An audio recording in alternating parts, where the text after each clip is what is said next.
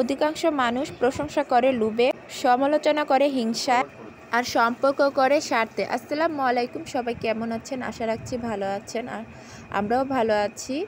আর আমি যেই কথাটা বললাম এটা কিন্তু বাস্তব কথা। যাই হোক, আজকে সকাল সকাল ঘুম থেকে উঠে আপনাদের ভাইয়া ব্রেড নিয়ে আসছিল, তাই ছেলে মেয়েদেরকে সকালবেলা আমি ব্রেডটাকে ডিম দিয়ে ভেজে দিচ্ছি। আর ভেজে দিব একটু ডিম, আর ছেলেটা আবার ডিম পছন্দ করে, এটার সাথে তাই একটু ডিম ভেজে দিব। এই তো এটাকে আমি প্রথমেই একটু চিনিও দিয়েছিলাম, চিনিটা দিলে মিষ্টি হয় আর আমার ছেলেটা খেতে পছন্দ করে। আমি ব্রেড তৈরি করার পরে দেখুন ডিমটাও ভেজে দিলাম, আর সাথে দুধ গরম করে দিয়েছিলাম। ওরা খাচ্ছিল আর আমি একটু আগেই ভাত খেয়ে নিয়েছিলাম।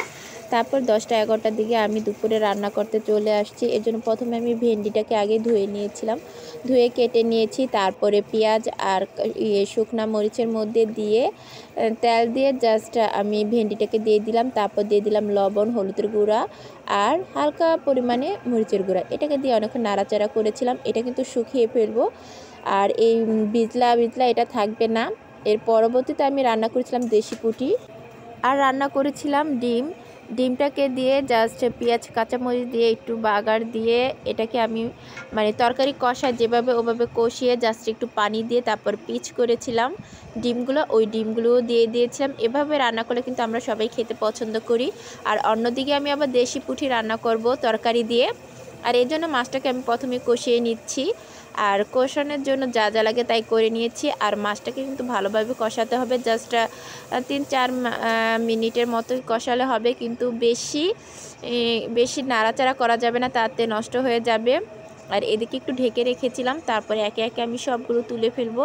আর এটা কিন্তু আলতুভাবে আস্তে আস্তে করে উঠাতে হবে, না হলে ভেঙে যাবে। আর ভেঙে গেলে কিন্তু তরকারিতে কাটা কাটা হয়ে যাবে। আর মশলা দিলে মাছটা কিন্তু অনেক তাজা ছিল, রান্না করার পরে খেতেও মজা ছিল। আর দেখুন মাছগুলো যে তুলছি, একটা মাছও নষ্ট হয়নি, সবগুলোই ভালোভাবে তুলে ফেলেছিলাম।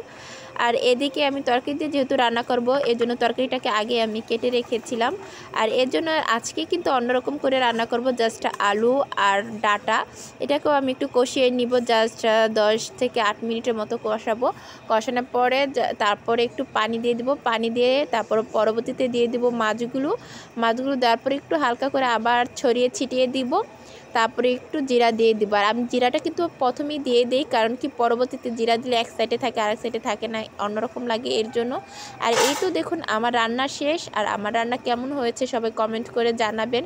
যদি ভালো লাগে প্লিজ একটা লাইক কমেন্ট করে দিবেন। এই তো এভাবে আমি রান্না করেছি, এভাবে রান্না করলে খেতে কিন্তু মাশাআল্লাহ দিয়ে ভালোই লাগে। আজকের মতো এখানে, আল্লাহ হাফেজ।